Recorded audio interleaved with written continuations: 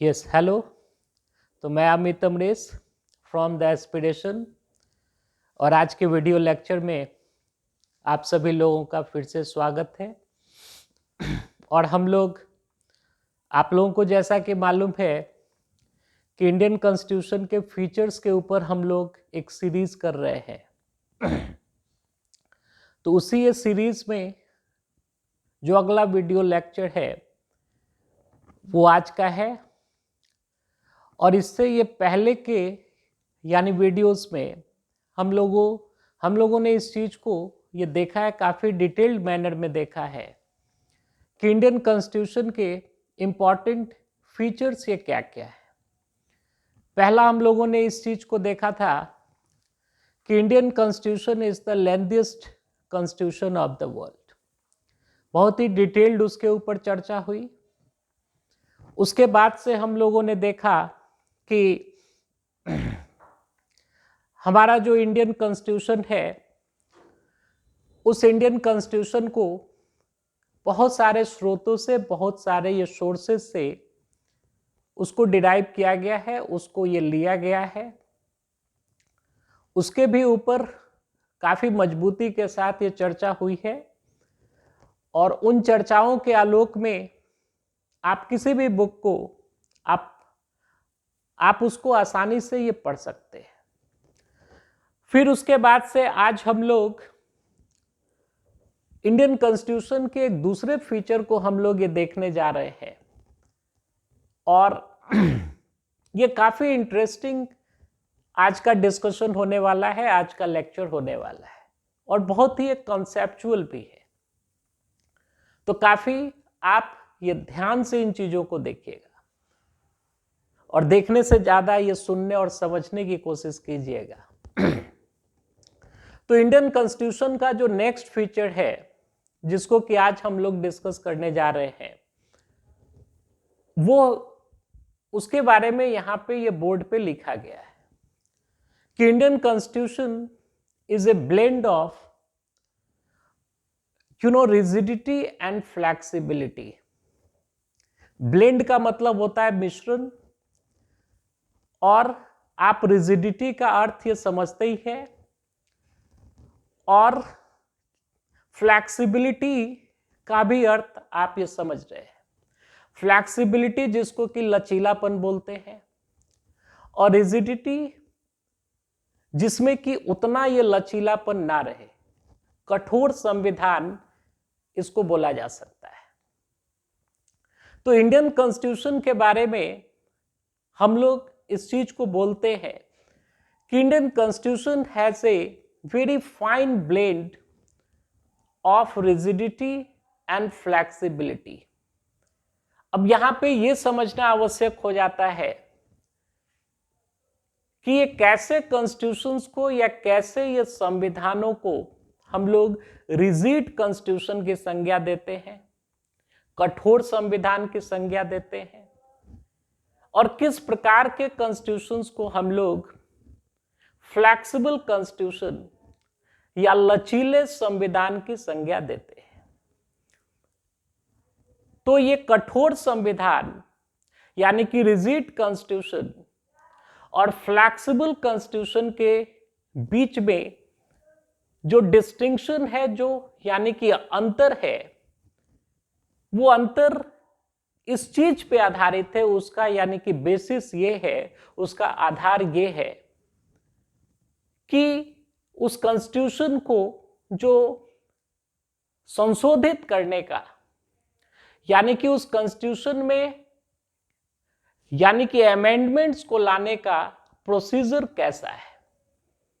यानी कि जिस संविधान को हम लोग आसानी के साथ या उस संविधान को संशोधित करने की प्रक्रिया जो है अगर वो आसान है, और संशोधन का आप लोग अर्थ ये समझ रहे हैं कि संविधान के अंदर ये किसी भी प्रकार का बदलाव जैसे कि संविधान के अंदर किसी नए प्रावधान को डालना हो तो उसको ये डालने की यानी उसको इंसर्ट करने की जो ये प्रक्रिया है वो संविधान से अगर किसी प्रावधान को डिलीट करना हो यानी हटाना हो तो उसकी प्रक्रिया, या संविधान में कुछ चेंजेस लानी हो तो उसकी ये प्रक्रिया, तो उससे संबंधित यानी इन सारे ये प्रोसेसेस से संबंधित जो कुछ भी ये प्रक्रिया होती है उसी को हम लोग संशोधन की ये प्रक्रिया बोलते हैं, या कॉन्स्टिट्यूशनल अमेंडमेंट की ये प्रक्रिया हम लोग बोलते हैं। तो जिस कॉन्स्टिट्यूशन को कंपैरेटिवली यानी कि तुलनात्मक तौर पे अगर आसान तरीके से या आसानी के साथ अगर उसके अंदर संशोधन को लाया जा सके, तो ऐसे जो कॉन्स्टिट्यूशंस होते हैं वो ज्यादा फ्लैक्सिबल कॉन्स्टिट्यूशन होते हैं, यानी कि ऐसे कॉन्स्टिट्यूशन में लचीलापन जो है, फ्लैक्सिबिलिटी जो है वो ज्यादा होती है। कठोर संविधान किसे बोलते हैं? तो जस्ट इसका उल्टा, यानी कि वैसे कॉन्स्टिट्यूशंस कि जिसमें कि अमेंडमेंट को लाना यानी कि संविधान में संशोधन करना या उस संविधान में किसी भी प्रकार के बदलाव को करना बहुत ही यानी कि ये कम्बरसम हो, दुरूहतम ये कार्य हो, यानी आसानी के साथ वैसे कॉन्स्टिट्यूशंस में संशोधन को या बदलावों को नहीं अगर लाया जा सके, तो इस प्रकार के जो कॉन्स्टिट्यूशन होते हैं वो रिजिड कॉन्स्टिट्यूशन की वो श्रेणी में आते हैं। तो इसको एक तो चीज आपको शुरुआती दौर में इसी चीज को समझ लेना है कि the distinction between the rigid constitution and the flexible constitution is that to what extent या किस हद तक सरल है उस संविधान के अंदर किसी भी प्रकार के संशोधन को लाना या किसी भी प्रकार के अमेंडमेंट को लाना। अब जो रिजिड कॉन्स्टिट्यूशंस होते हैं, अब इसको थोड़ा समझिए। तो रिजिड कॉन्स्टिट्यूशंस में आपको सबसे ये क्लासिकल एग्जाम्पल आता है यूनाइटेड स्टेट्स ऑफ अमेरिका के संविधान का। तो यूनाइटेड स्टेट्स ऑफ अमेरिका का जो संविधान है, चूंकि वो एक फेडरल कॉन्स्टिट्यूशन है, फेडरल कॉन्स्टिट्यूशन का एक बहुत ही क्लासिकल एग्जाम्पल माना जाता है, यानी कि अमेरिकी कॉन्स्टिट्यूशन। तो इसीलिए जो अमेरिकी संविधान है उसमें संशोधन करना या उसमें ये किसी भी प्रकार के चेंजेस को लाना ये बहुत ही कठिन प्रक्रिया होती है। और जितने भी ये फेडरल कॉन्स्टिट्यूशंस होते हैं, या इसको आप ऐसे समझिए कि जहां पे भी ये संघीय व्यवस्था होती है, जहां पे भी फेडरल सिस्टम काम कर रहा है किसी भी कंट्री में, और वहां का अगर रिटन कॉन्स्टिट्यूशन है, तो उस संविधान के अंदर किसी प्रकार के अगर बदलाव को लाना है तो मुख्यतः दो प्रकार के मेथड्स को अपनाए जाते हैं वहां पे। एक तो ये मेथड होता है कि या तो संविधान में अगर किसी प्रकार का संशोधन लाना है तो आप एक स्पेशल कॉन्स्टिट्यूएंट यानी कि असेंबली का, यानी कि आप नए संविधान सभा का वहां पे आप गठन करें, और उस संविधान सभा के गठन के अनुरूप ही और जो नई संविधान सभा जो गठित होगी उसके पास ये अधिकार होगा उस संविधान में, उस ये कॉन्स्टिट्यूशन में संशोधन लाने का। यानी कि एक तो वहां पे आपको ये प्रक्रिया हो सकती है कि संविधान में संशोधन लाने के लिए नई संविधान सभा का गठन किया जाए, और दूसरा वहां पे ये प्रक्रिया हो सकती है या होती है कि संविधान के अंदर किसी भी प्रकार के संशोधन को लाने के लिए स्पेशल प्रोसीजर यानी कि स्पेशल प्रावधान वहां पे ये किए गए हैं और उन प्रावधानों को, उन स्पेशल प्रोसीजर्स को फॉलो करके ही वहां के संविधान में किसी भी प्रकार का संशोधन लाया जा सकता है। मतलब फेडरल कॉन्स्टिट्यूशंस में संघीय व्यवस्था जहां पे काम कर रही है और जिसका कि सबसे ये क्लासिकल एग्जाम्पल माना जाता है आपको यूनाइटेड स्टेट्स ऑफ अमेरिका, तो वहां का जो संविधान है, वहां के कॉन्स्टिट्यूशन में किसी भी प्रकार के अमेंडमेंट को करना इतना सरल कार्य नहीं है। वहां पे संशोधन की प्रक्रिया को ही इतना जटिल और इतना कम्बरसम, इतना दुस्साध्य उसको ये बना दिया गया है कि उसमें फ्रीक्वेंटली संशोधन यानी कि अमेंडमेंट्स या किसी भी तरीके का बदलाव वहां पे नहीं हो सकते। इसीलिए आप कंपैरेटिवली देखिएगा तो जो अमेरिकन कॉन्स्टिट्यूशन है वो रिजिड कॉन्स्टिट्यूशंस की श्रेणी में वो आता है और इसके विपरीत फ्लैक्सिबल कॉन्स्टिट्यूशन वैसा कॉन्स्टिट्यूशन होता है जिस कॉन्स्टिट्यूशन में किसी भी प्रकार के बदलाव को लाना यानी कि एक आसान प्रक्रिया होती है। अब देखिए, अब इन सारे चीजों के बारे में when our constitution was in the process of its making, जब हमारे संविधान का निर्माण किया जा रहा था, then this very fundamental question arose in the Constituent Assembly that what could be the procedure of the amendment in our constitution, कि कॉन्स्टिट्यूशन में अगर कभी अमेंडमेंट करना हो, कभी ये संशोधन करना हो, तो उसकी प्रक्रिया जो है वो प्रक्रिया ये कैसी रखी जाए। क्योंकि हमारे कॉन्स्टिट्यूशन में देखिएगा, ये ठीक है कि our constitution doesn't use the word federation anywhere in the constitution.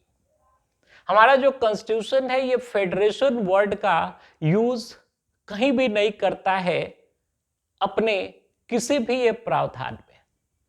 और एक वीडियो में हमने इस भी चीज को बताया था कि at the place of the federation our constitution makers had deliberately used the term union of states, यानी भारतवर्ष एक राज्यों का संघ होगा, इस टर्म को यानी कि यूनियन ऑफ स्टेट्स, इस टर्म का इस्तेमाल डेलिबरेटली हमारे कॉन्स्टिट्यूशन में ये किया गया है under the provisions of article 1 itself, article 1 में ही। तो ये ठीक है कि हम लोगों ने यानी आउटवर्डली या ओपनली फेडरेशन वर्ड का यूज हम लोगों ने नहीं किया है, but there are various features in our constitution. हमारे संविधान में ऐसे बहुत सारे ये प्रावधान हैं which are in conformity with the fundamental principles associated with the federation, यानी ऐसे बहुत सारे ये प्रावधान हैं हमारे कॉन्स्टिट्यूशन में जो कि ये स्थापित करते हैं कि हमारे देश में फेडरल व्यवस्था ही कार्य कर रही है नॉर्मल टाइम्स में, यानी कि सामान्य समय में।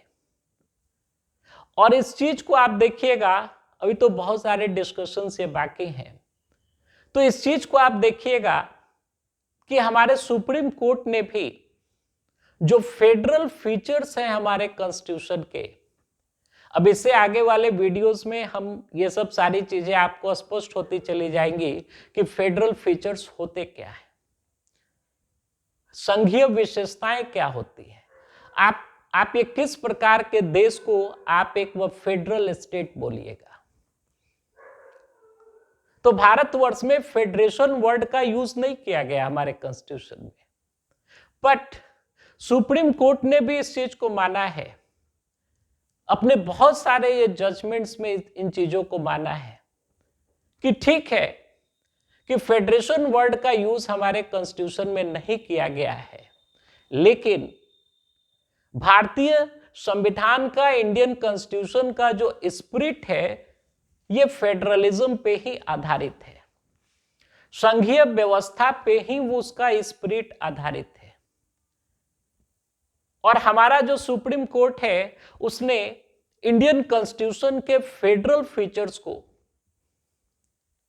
यानी कि हमारे कॉन्स्टिट्यूशन के अंदर जो संघीय जो विशेषताएं होती हैं, फेडरल फीचर्स को basic structure of the constitution या basic features of the constitution में उसको इंक्लूड किया है। यानी कि ऐसा ये कोई भी अमेंडमेंट हमारे कॉन्स्टिट्यूशन के अंदर नहीं लाया जा सकता है जो कि हमारे देश के अंदर फेडरल फीचर जो है हमारे स्टेट का यानी हमारे देश का उसको डिस्टर्ब करने वाला हो। तो कॉन्स्टिट्यूएंट असेंबली में यह बात उठी थी कि आखिर प्रोसीजर होना क्या चाहिए। क्या हम लोग अपने कॉन्स्टिट्यूशन को यानी अमेरिकी कॉन्स्टिट्यूशन जैसा ही अत्यधिक ही रिजिड बना दें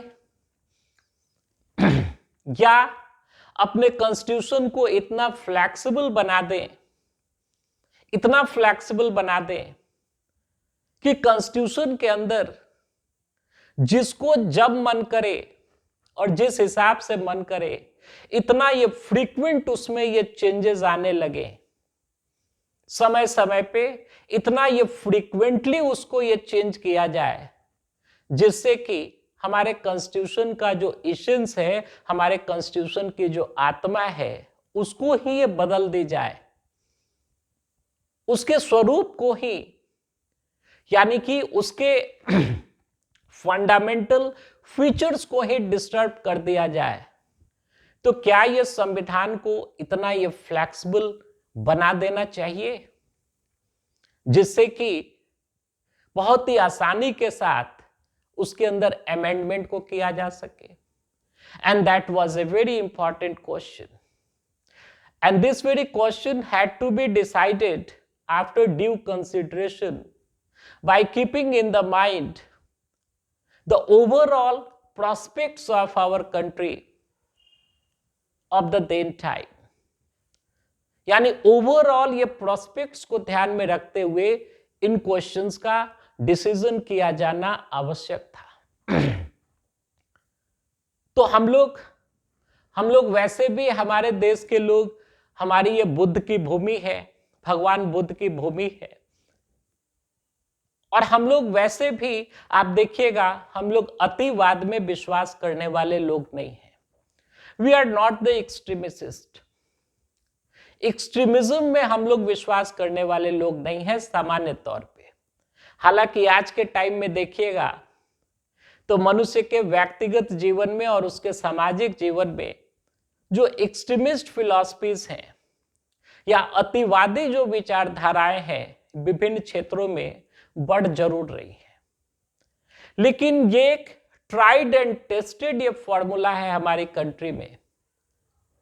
आप हमारी पूरी हिस्ट्री को, कंट्री की पूरी हिस्ट्री को आप देख लीजिए, जो हमारा हिस्टोरिकल हेरिटेज है, हमारे कंट्री में ये जितने भी महामानव हुए हैं जिन्होंने विशुद्ध रूप से निस्वार्थ भाव से जिन्होंने ये यानी कि समाज की सेवा की है, वैसे ये किसी भी व्यक्ति ने, किसी भी महामानव ने एक्सट्रीमिज्म की बात नहीं की है।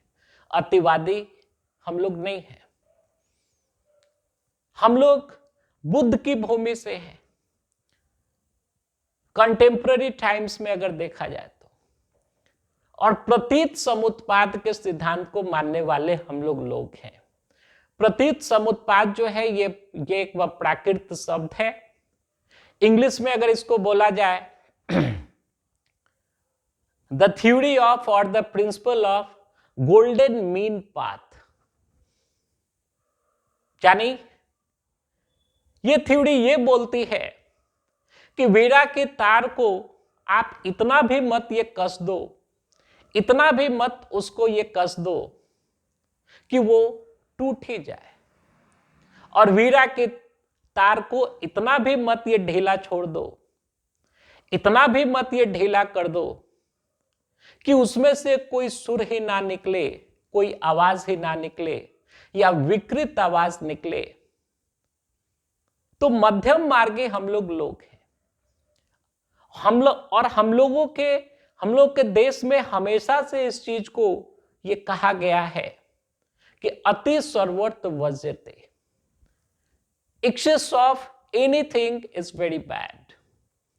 किसी भी चीज की जो अति होती है ये बहुत ही बुरी होती है। तो हम लोग बीच का रास्ता अपनाने वाले हम लोग हैं। तो फिलॉसफिकली भी देखा जाए तो उस आधार पे और प्रैक्टिकली भी देखा जाए, व्यवहारिक तौर पे भी देखा जाए, तो हम लोगों ने एक बीच का रास्ता ये चुना। इसमें भी बीच का रास्ता ही अच्छा होता है भाई, ये समझ लीजिए। अतिवाद में कुछ नहीं रखा है। मतलब हम अपने जीवन के दूसरे अन्य क्षेत्रों में भी इस चीज का इस्तेमाल कर सकते हैं। आप अपने जीवन के किसी भी क्षेत्र में अगर आप बहुत ही एक्सट्रीमिस्ट या प्रवृत्ति के हो जाते हो, एक्सट्रीमिज्म के सिद्धांत को अगर अपनाने लगते हो, तो उसका जो इन रिजल्ट जो होता है, जो उसका अंतिम परिणाम होता है, यह हमेशा से ही एक घातक होता है।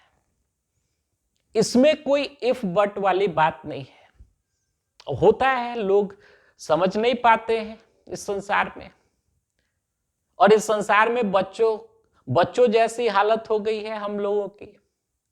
किसी को समझाओ कुछ कि इसमें अतिवाद, एक्सट्रीमिज्म की जो जगह है वो आपके जीवन में नहीं होनी चाहिए। तो जैसे कि ये छोटा बच्चा होता है, लाख उसको समझा लो कि मान लो कि कहीं पे ये कोई यानी कि गर्म चीज है, कोई मान लीजिए कि ये तावा पे रोटी बन रही है और छोटा बच्चा है, लाख उसको समझाओ, मां समझाती है कि मत छुओ, हाथ जल जाएगा, वो गर्म है।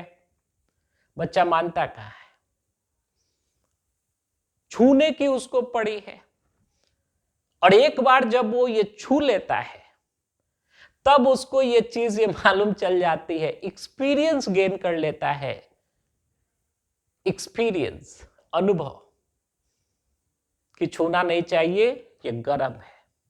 उससे पहले तक अगर उसको समझाया जाए तो उसको ये बात समझ में नहीं आती है। बच्चा ये करे तो एक हद तक क्षम्य है ये चीज, लेकिन अगर ये बड़े लोग जो कि अपने आप को महान विद्वान समझते हैं, प्रकांड प्रकांड विद्वान समझते हैं, मुझे तो बात ही नहीं समझ में आती है कितने ये प्रकांड प्रकांड विद्वान लोग ये अतिवाद, एक्सट्रीमिज्म की बात। देखिए, एक्सट्रीमिज्म केवल एक्शन में ही नहीं होता है, विचारों में भी एक्सट्रीमिज्म होता है, आपकी भावनाओं में भी एक्सट्रीमिज्म हो सकता है, यानी अतिवाद की स्थिति हो सकती है। और बड़े बड़े ये प्रकांड विद्वान लोग, जिनको कि अगर मतलब अगर ये बोलो उनके ऊपर किसी भी प्रकार का अगर क्वेश्चन रेज करो, लोग ये गुस्सा जाएंगे कि मेरी ये विद्वता के ऊपर आपकी जुर्रत कैसे हुई सवालिया निशान लगाने की। लेकिन वैसे भी लोग एक्सट्रीमिज्म की बात करते हैं तो आग हाथ जलाता है। इस चीज को सीखने के लिए यह जरूरी नहीं है कि हाथ को जलाया ही जाए।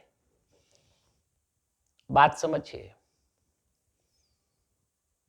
हाँ, अगर इसी चीज में पड़े हुए हो कि हाथ जला के ही मैं इस चीज को सीखूंगा, आग से हाथ जलता है तो आपकी मर्जी। हम अपने जीवन में बहुत सारी समस्याओं से ऐसे ही बच सकते हैं।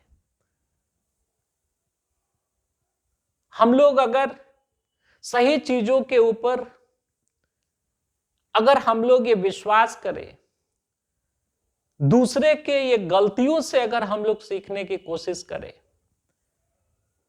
तो बहुत सारी ये गलतियों से ऑटोमेटिकली ये बचा जा सकता है हमारे जीवन में। तो ये बात उठी थी, तो हम लोगों ने मध्यम मार्ग को अपनाया। पंडित नेहरू जी ने भी कॉन्स्टिट्यूएंट असेंबली में इस चीज को बोला था कि our constitution must not be made in such a way that it cannot be adapted to the changing needs of the society or the demands of the national development and strength। यानी कि constitution को इतना rigid भी नहीं बनाना है या नहीं बनना चाहिए जिससे कि मानवीय समाज एक डायनेमिक परिघटना है। यानी कि मनुष्य अगर बदलता है, मनुष्य की सोच बदलती है, यह समय बदलता है, परिस्थितियां बदलती हैं, तो मनुष्य का समाज भी बदलता है। तो मनुष्य के बदलते हुए ये समाज में, बदलते हुए परिवेश में जो आवश्यक जरूरतें हैं, यानी लीगल पॉइंट ऑफ व्यू से, कानूनी दृष्टिकोण से, तो उन सारे चेंजिंग नीड्स के प्रति अगर हमारा कॉन्स्टिट्यूशन एडेप्ट ना करे, अपने आप को अनुकूलित ना करे, और कॉन्स्टिट्यूशन इतना रिजिड हो जाए कि अपनी ही राग और अपनी ही डफली को वो गाते रहे, तो फिर ऐसे जो ये कॉन्स्टिट्यूशंस होते हैं वो डेड लेटर्स के माफिक हो जाते हैं।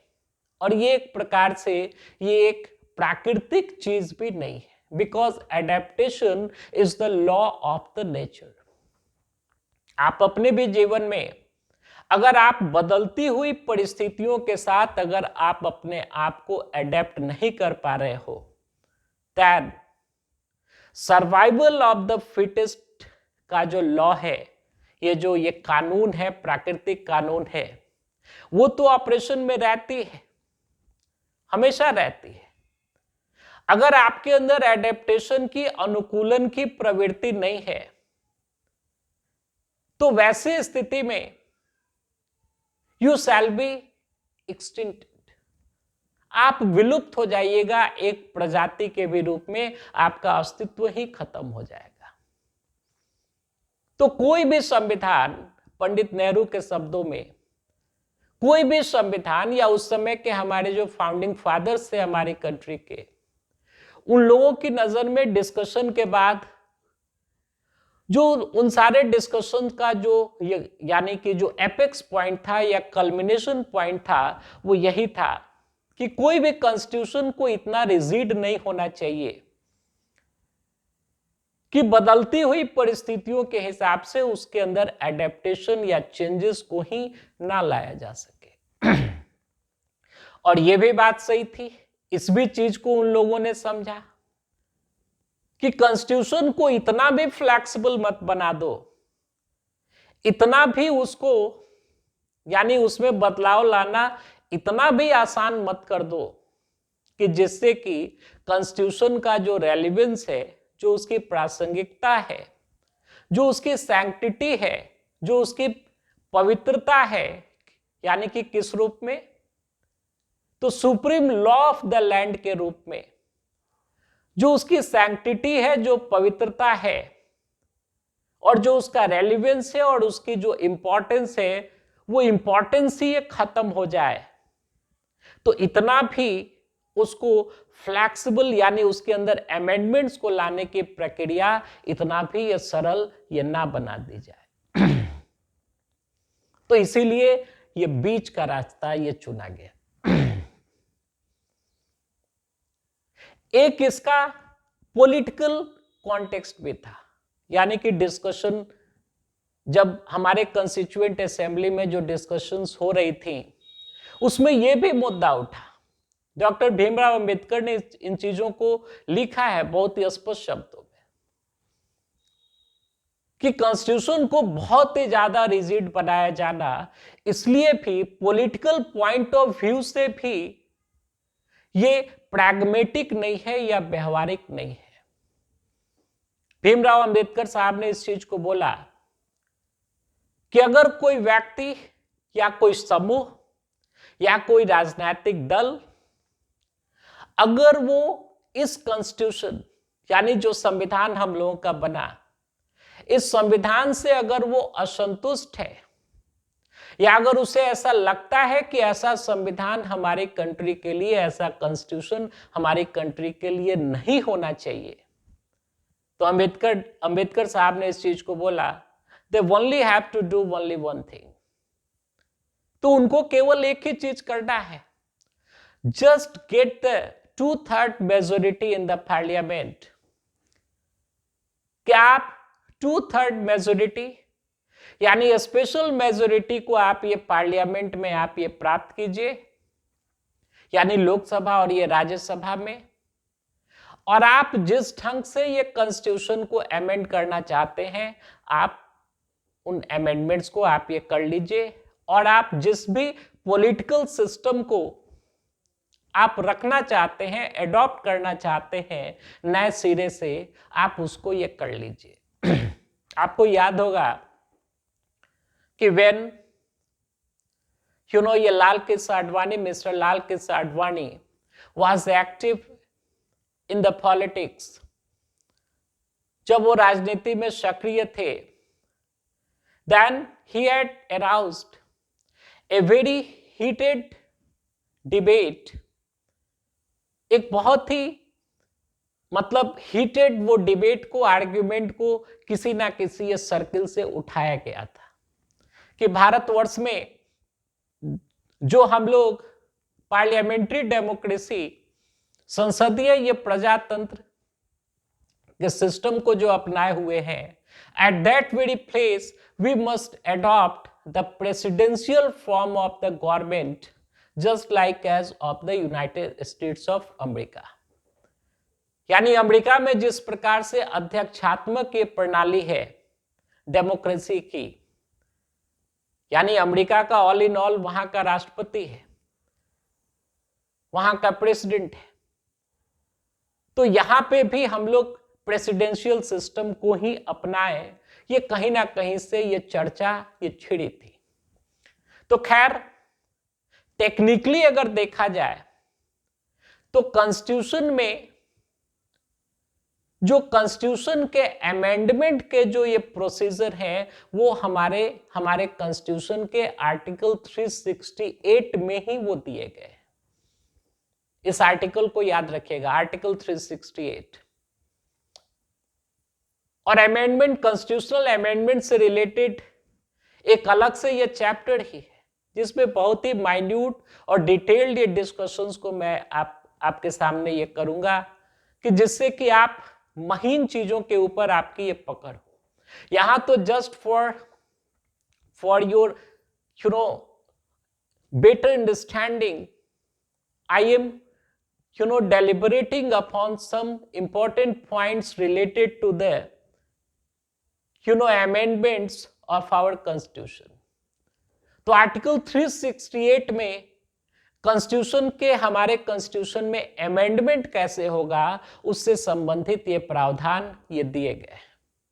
हालांकि अब इसमें भी ये यानी आगे चल करके वो एक लंबा एक केस हिस्ट्री ही है, वो अलग से मैं आपके लिए 3-4 वीडियो जो उसके ऊपर ये बनेंगी कि संविधान में यानी अमेंडमेंट्स जो है, यानी हमारी जो यूनियन पार्लियामेंट को ही ये पावर दिया गया है, यानी हमारे देश की संसद को ही यह पावर दिया गया है कि कॉन्स्टिट्यूशन के अंदर वो अमेंडमेंट को वो ला सकती है। यानी कि हमारे देश में कॉन्स्टिट्यूशन के अंदर यानी अमेंडमेंट करने के लिए, उसमें संशोधन करने के लिए सेपरेट यानी कि अलग से संविधान सभा के गठन का प्रावधान नहीं है, बल्कि हमारे देश का यूनियन लेवल पे जो लेजिस्लेचर है, जो विधायिका है, जिसको कि हम लोग ये पार्लियामेंट बोलते हैं, उस पार्लियामेंट को ही ये शक्ति दी गई है हमारे कॉन्स्टिट्यूशन के द्वारा under the provisions of article 368 368 के प्रावधानों के तहत कि हमारी जो पार्लियामेंट है वही एम्पावर्ड है कॉन्स्टिट्यूशन के अंदर संशोधन को लाने के लिए। हाँ, बाद में ये बहुत सारी ये केसेस आई हैं, केशवानंद भारती केस हुआ, उसमें जो सबसे इंपॉर्टेंट ये केसेस हैं, तो सुप्रीम कोर्ट ने इस चीज को डिसाइड किया है कि हमारी जो पार्लियामेंट है वो अपने यानी कि अमेंडमेंट की शक्तियों का इस्तेमाल करते हुए किन किन बातों को अमेंड कर सकती है और किन फीचर्स को अमेंड वो नहीं कर सकती है। इसके बारे में सुप्रीम कोर्ट के यानी उसकी ये व्यवस्था है जिसको कि बोला जाता है कि doctrine of the basic features of the constitution. यानी सुप्रीम कोर्ट ने इसको ऐसे समझिए कि सुप्रीम कोर्ट ने ऐसे कुछ फीचर्स को यानी इंडियन कॉन्स्टिट्यूशन के ऐसी कुछ विशेषताओं को उसने क्लासिफाइड किया है, उसकी लिस्ट बनाई है, जिसको कि सुप्रीम कोर्ट ये बोलता है कि पार्लियामेंट जो हमारी है वो आर्टिकल 368 के तहत कॉन्स्टिट्यूशन को जो अमेंड करने का पावर उसे हासिल है, उन पावर्स का इस्तेमाल करके उन basic features of the constitution को अमेंड नहीं किया जा सकता है। इसी को बोला जाता है कि doctrine of the basic features of the constitution. Doctrine का मतलब समझिए कि सिद्धांत, क्योंकि सुप्रीम कोर्ट ने इस चीज को बोला है कि अगर उन सारे ये प्रावधानों को ही अगर अमेंड कर दिया जाए तो फिर हमारे ये कॉन्स्टिट्यूशन की जो आत्मा है, हमारे कॉन्स्टिट्यूशन का जो इसेंस है, उसी का लोप हो जाएगा, यानी वही ये खत्म हो जाएगा। जिसका कि दूसरे अर्थों में यह मतलब हुआ कि आप इस संविधान को ही आप ये खत्म कर रहे हैं।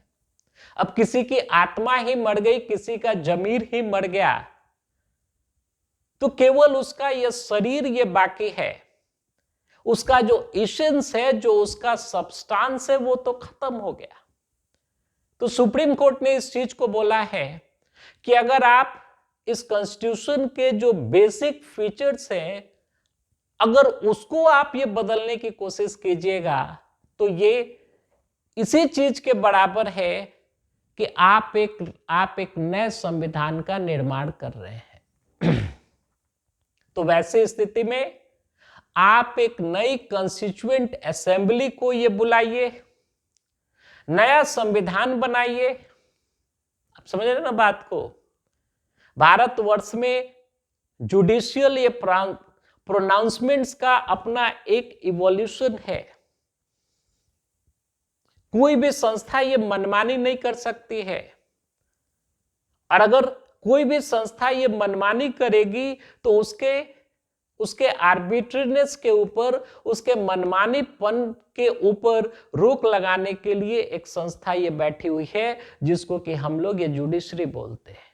इसीलिए ये ध्यान में रखिएगा, सरकारें आती और जाती हैं, प्राइम मिनिस्टर्स आते और जाते हैं, मंत्री लोग आते और जाते हैं।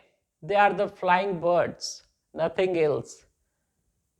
कोई भी अमृत पी करके नहीं आया है इस संसार में, लेकिन संस्थाएं जो हैं, जो इंस्टीट्यूशंस हैं हमारी कंट्री के अंदर, जो डेमोक्रेटिक इंस्टीट्यूशंस हैं, वो संस्थाओं का इंटैक्ट रहना, उन संस्थाओं का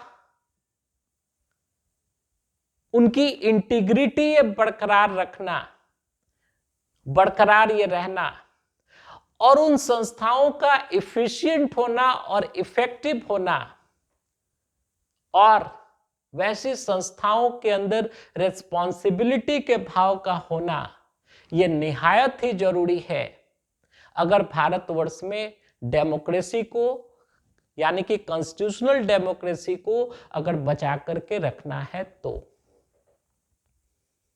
बाकी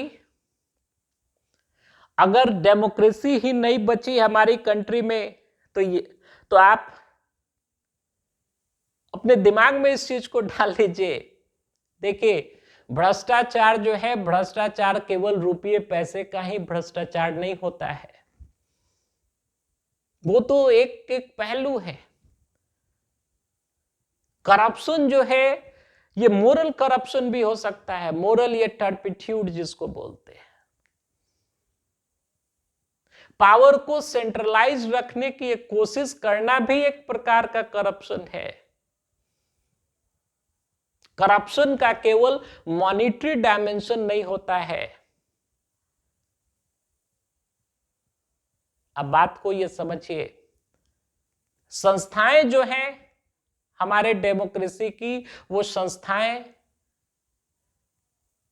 इफिशिएंट होनी चाहिए, रिस्पॉन्सिव होनी चाहिए, डायनेमिक होनी चाहिए, ये काफी जरूरी है if you want to have democracy at the helm of the affairs in our country on a sustainable basis।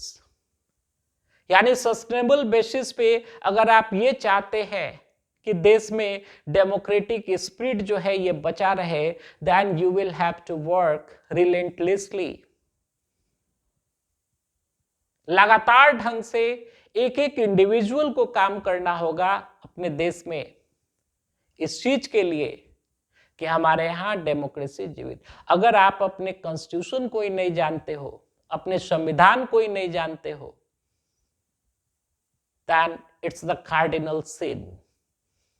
ये एक बहुत बड़ा एक प्रकार से पाप है, पाप की श्रेणी में ये चीजें आती हैं। तो खैर, टाइम ज्यादा हो चला है and I was in the flow, but इसके ऊपर डिस्कशन एक क्लास और रहेगा, स्टार्ट रहेगा, then we will move to the next feature of the Indian constitution. और आप इन चीजों को देख सकते हैं कि in a very very deliberative manner we are doing all this things. और यहां कोई ये सवाल नहीं है कि ये 99 रुपये का कोर्स है या 7,999 का है या 10,009। अरे भाई,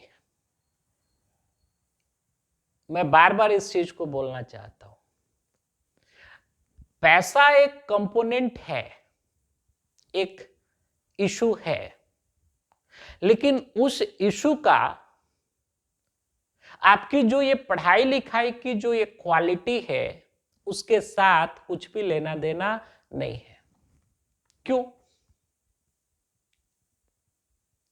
क्योंकि आप देखिए, ये सब जो हायर एग्जाम्स होते हैं, उन एग्जाम्स की प्रवृत्ति ही ऐसी नहीं होती है कि आप किन्हीं चीजों को रट करके, रॉट मेमोरी के आधार पे आप वैसे एग्जाम्स को आप क्लिक कर ले। It's not possible, literally not possible.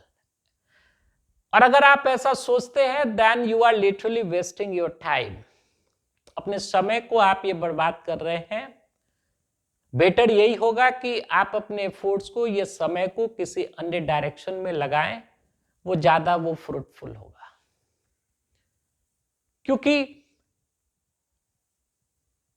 इसमें आपको बहुत ही स्पिरिटेड मैनर में काम करना होगा। और ये एक लंबा खेल है, और ये एक ऐसा आपका ये वेंचर है जिसमें कि आप इस प्रवृत्ति से नहीं काम कर सकते हैं। जैसे कि एग्जाम्पल मैं आपको दूं, जैसे कि अगर किसी की मृत्यु हो जाती है, हम लोग जाते हैं शमशान घाट जाते हैं और भी लोग जाते हैं, and when the dead body is placed on the funeral fire, जब उसको ये जलाने के लिए डेड बॉडी को वहां पे रखा जाता है या दफनाने के लिए उसको रखा जाता है, तो जो शमशान घाट होता है वहां पे भी थोड़े समय के लिए आदमी का मोह भंग होता है। और आप किसी से भी पूछिएगा, सब लोग वहां पे, सब कोई इनलाइटेंड बुद्धा, मतलब भगवान बुद्ध से नीचे तो कोई बात ही नहीं करता है। सब लोग बोलते हैं कि यही सत्य है, यही सत्य है।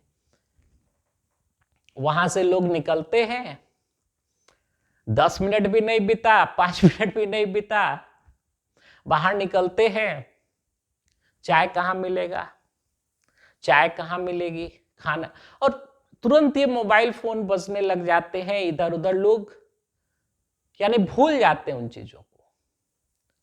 मेरे बोलने का ये सेंस है यहां पे कि वहां पे परिस्थितियों के हिसाब से और बहुत ही मोमेंट्री मैनर में, थोड़े क्षणों के लिए, कुछ मिनटों के लिए या कुछ घंटों के लिए आदमी का मोह भंग होता है और उसको ऐसा लगता है कि जो ये सब चीजें हो रही हैं, एक ना एक दिन उन चीजों को समाप्त होना है। अब आप सोचिएगा कि मैं इस चीज को यहां क्यों बोल रहा हूं, तो है यहां पे भी ये पॉइंट है। पॉइंट ये है कि बहुत सारे लोग, अधिकतर लोग ऐसे होते हैं कि जिन्होंने किसी सक्सेसफुल आदमी का इंटरव्यू देख लिया, कहीं से कुछ अंदर से कुछ हुआ और थोड़े समय के लिए अचानक से उनके मन में आया कि आईएएस बनना है, आईपीएस बनना, और केवल आईएएस आईपीएस की बात नहीं है, हमको किसी कंपनी का सीईओ बनना है, ये बनना है, वो बनना है। तो थोड़े ये क्षण के लिए, जैसे कि शमशान घाट में आदमी को उन चीजों को देखते हुए, जो वहां पे दृश्य मौजूद हैं, उन चीजों को देखते हुए उसके अंदर थोड़े समय के लिए बुद्धत्व ये जागृत हो जाता है। ठीक उसी प्रकार से फ्लिटिंग मैनर में जो चीजें हो रही होती हैं, उन चीजों को देख करके और अचानक से उसके अंदर ये इच्छा ये बलवती हो जाती है, जागृत हो जाती है। तो अगर ऐसी आपकी इच्छा है तो भाई ध्यान दीजिए, ध्यान दीजिए, उससे ये काम नहीं चलने वाला है, बिल्कुल भी काम नहीं चलने वाला है। कहा भी गया है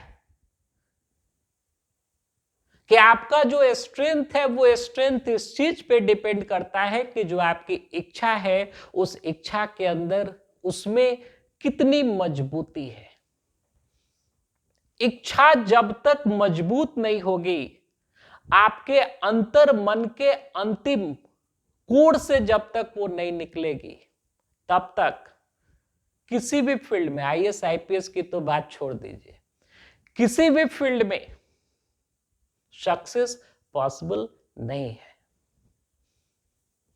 खैर, आज के लिए इतना ही, और इस टॉपिक के ऊपर एक और वीडियो लेक्चर ये कल के लिए वो होगा। ध्यान से आप लोग देखें, और अगर अच्छा लगे तो लाइक, शेयर और सब्सक्राइब करें। ज्यादा से ज्यादा लोगों तक ये बातें ये पहुंचे, यही एम है। बाकी आज आपने ये ध्यान से इन चीजों को सुना, इसके लिए बहुत बहुत धन्यवाद आप सभी लोगों का। Thank you.